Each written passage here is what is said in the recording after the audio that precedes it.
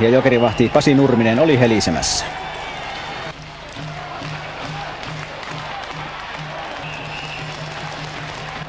Ensimmäisen erään ainoasta maalista vastasi Kärppien Niklas Haakman komean kuvion jälkeen.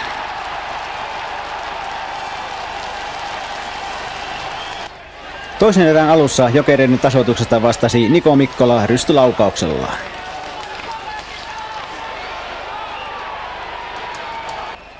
Kärppien puolustaja Steve Sires otti 2 minuuttia koukkaamisesta ja se muodostui ottelun käännekohdaksi. Kärpät iski alivoimalla 2-1 maalintekijänä Sakari Palsola.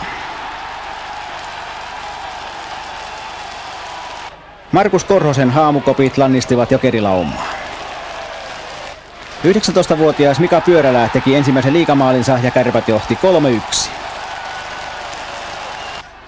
Marko Kauppisen 2 minuuttista ei ehdi kulua kuin 24 sekuntia.